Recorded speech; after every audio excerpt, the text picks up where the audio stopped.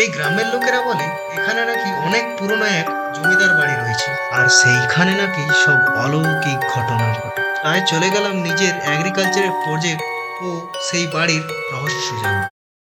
ছোটবেলায় তো প্রায় আমরা সবাই ভূতের গল্প শুনছি, কিন্তু সত্যি কি ভূত বলে কোনো আছে? ভূত বলে কিছু আছে কিনা তা তো বাপু আমি জানি নে, কিন্তু বলা হয় নাকি যাদের অকাল মৃত্যু ঘটে তারা এই পৃথিবীতেই থেকে যায়।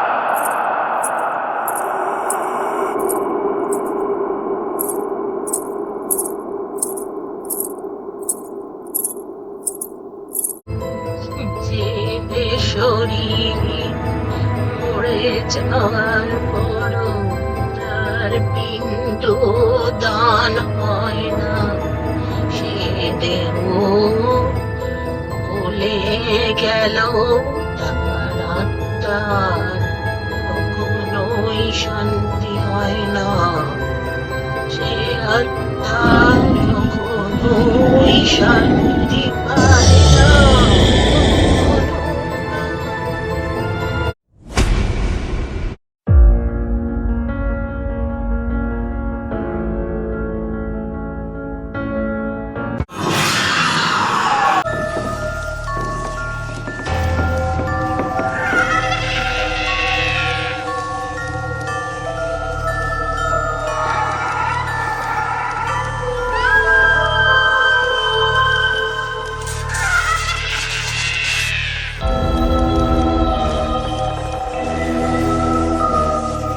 গ্রামবাসী লোকেদের বিশ্বাস দেবী রানী নাকি এখনো ওই বাড়িতেই রয়েছে। আর বলা হয় ওই জঙ্গলে দেবী রানীর নূপুরের শব্দ এখনো শোনা যায়। মানুষজন এখনো ওই শব্দ শুনতে পায়।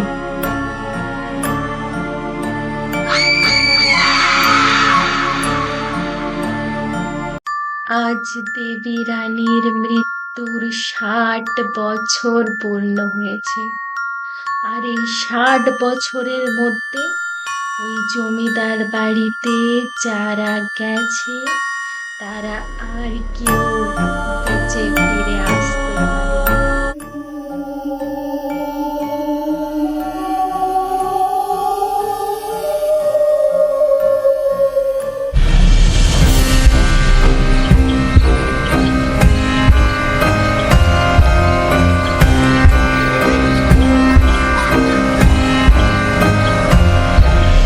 গল্প তোমাদের শোনাবে আজ একটা কাগজের উড়ো জাহাজ, একটা দুপুরে কষ্ট দারুণ, ওনারা খালি ফাঁকা ধুলো মাঠ, শ্যাওলা ধরেছে মাটি গাছে ডালে, চাপা পড়ে আছে কত কি আড়ালে, কি হবে তারা ঘুরে তাকালে।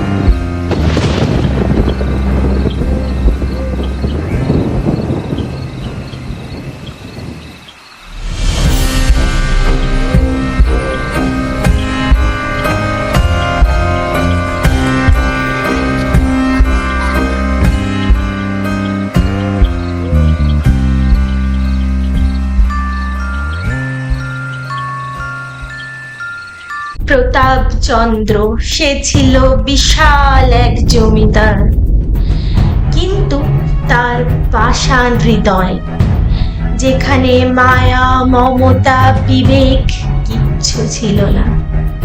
তার ছিল রাগ, তেজ, অহংকার। প্রতাপচন্দ্র প্রায় দেবীর ওপর অত্যাচার করত।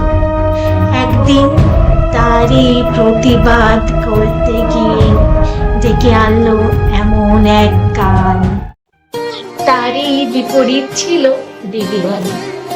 তার মধ্যে ছিল স্নেহ, মায়া, মমতা, সবার প্রতি তার ভালোবাসা, দয়া। সে যেন এক দেবীর রূপ ছিল। তার ওই স্নিগ্ধ হাসি, এলো চুল, বড় বড় চোখ, আর ওই লাল টিপ, সে যেন দুর্গা প্রতিমার মতন ছিল। একদিন প্রতাপচন্দ্র রাগ তেজ নিয়ে বাড়ি ফেরে। বাড়ি ফেরার পরেই প্রতাপচন্দ্র দেবীর ওপর অত্যাচার করে।